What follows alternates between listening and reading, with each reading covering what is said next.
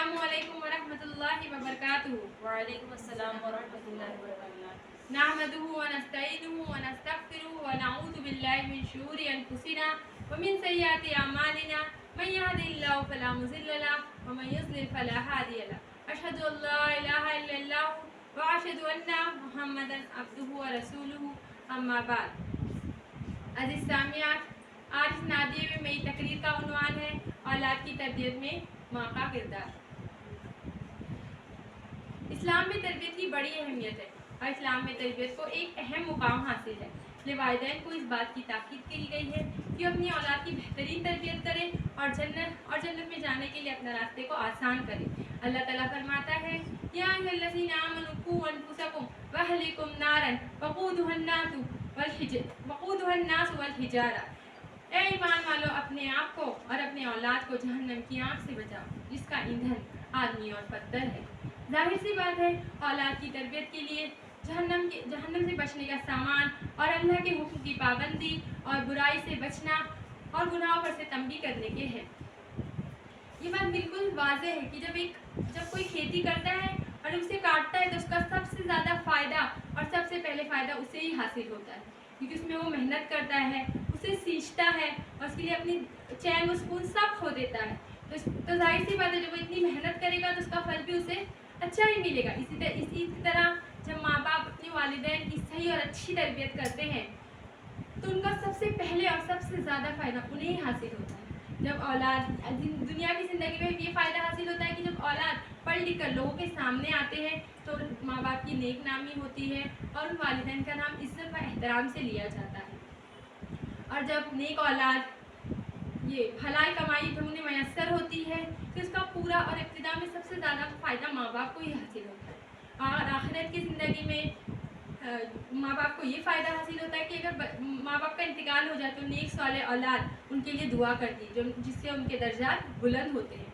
अगर इसके बरकत जब औलाद नाफरमान है, सही तरबियत उसकी नहीं हुई, इसका सबसे पहले नुकसान और सबसे ज़्यादा नुकसान माँ बाप को ही उठाना पड़ता है। अगर हम अपने औलाद को बेपरवाह छोड़ देंगे तो ऐसे आवारा दरख्त की तरह बढ़ेगी जिससे पता ही नहीं होगा उसकी मंजिल क्या है, उसका रास्ता क्या है। इसीलिए हमें तो और यही होगा कि वो बुरे लोगों की सोहबत अपनाएगी, शराबी लोगों की सोहबत में रात गुजारेगी, चोरी करेगी और गली नुक्कड़ पर जुआ खेलेगी। और इससे तो औलाद की बदनामी होगी, साथ साथ उस माँ बाप की तरबियत पर भी उंगली उठाई जाएगी जिसने उसकी तरबियत की है। तरबियत के सिलसिले में आपके सामने फ़र्क का वाक़या मौजूद है। फ़र्क जो कि अपनी बीवी और अपने उसके बदन में परवरिश पाने वाले बच्चों को 30 साल के लिए जिहाद के लिए 30 साल के लिए छोड़कर चला जाता है और उन्हें 30,000 दिनार उनके हवाले कर देता है, उसकी अहलिया की। उनके जाने के बाद वो अहलिया सबसे काम लेती है और कुछ महीने चंद माह बाद एक औलाद को जन्म देती है, खूबसूरत से औलाद, जिसका नाम वो रबिया रखती है।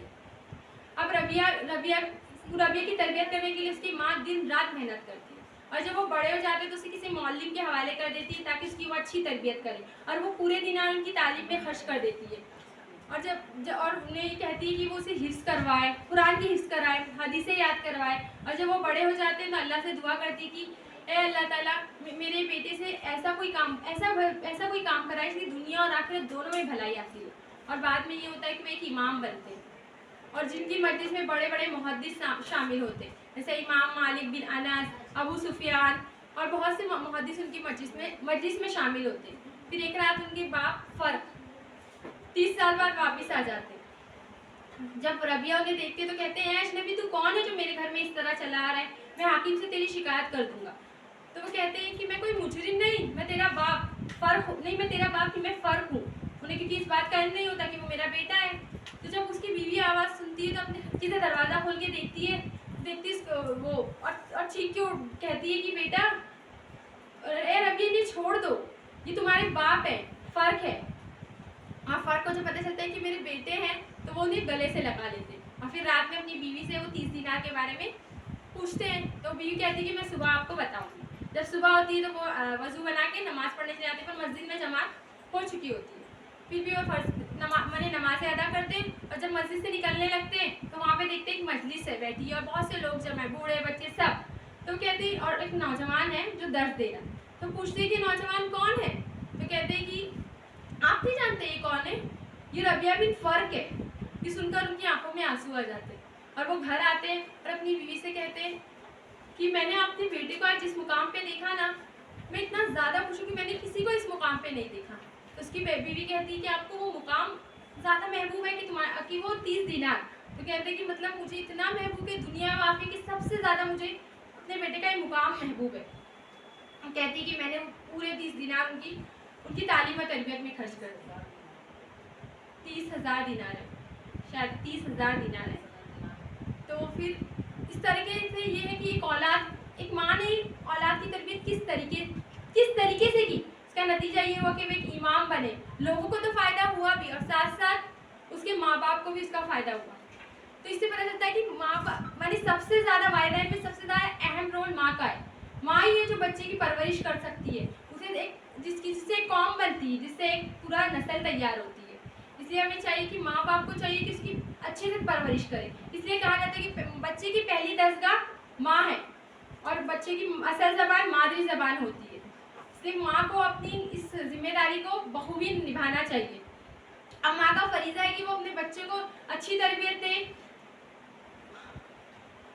क्योंकि बच्चे की तरबियत से एक पूरी नस्ल और पूरा समाज तैयार होता है। बच्चा एक पूरे कागज़ की तरह होता है, उसमें जो चाहे हम लिख सकते हैं और अगर हम नहीं लिखते तो शैतान ये काम करता है। नबी सल्लल्लाहु अलैहि वसल्लम का इरशाद है, हर बच्चा फितरत 5 चीज़ों पे हर बच्चा फितरत इस्लाम में पैदा होता है, फिर बाद में उसके माँ बाप उसे नजूसी यहूदी नसारी बना देते हैं। हकीकत ये है कि हर माँ अपने बच्चे से बेहद मोहब्बत करती है, कि वो चाहती है कि मेरा बेटा बड़े होके, क्योंकि वो उसे 9 माह शिकम में रखती है और उसे अपने खून की शक्ल में दूध पिलाती है। तो वो हर माँ अपने बच्चे से इतनी मोहब्बत करती है और वो चाहती है कि उसका बच्चा उससे ज़्यादा खूबसूरत, उससे ज़्यादा उसे कोई दुख ना पहुँचे, उसे कोई तकलीफ़ ना हो। लेकिन वो ये भूल जाती है, जहन्नम के दुख और तकलीफ़ भूल जाती है। इसलिए लिहाजा हर माँ को चाहिए कि वो अपनी औलाद की बेहतरीन तरबियत करे, उसे नमाज की ताकीद करे, खुद भी अमल करे और साथ साथ अपने औलाद को भी नमाज की पाबंदी करने की तौफीक दे, नमाज की पाबंदी करने के लिए कहें। हाँ, आखिर में यही माएँ थी जिनकी गोद में इस्लाम पलता था, यही माएँ थी जिनकी गोद में इस्लाम पलता था। इसी वजह से इंसान नूर के सांचे में ढलता था। आखिर में अल्लाह ताला से दुआ है कि हर माँ को उसकी बच्चे की सही तरबियत करने की तौफीक दे। आमीन। व आखिर दावाना अनिल हम्दुलिल्लाहि रब्बिल आलमीन।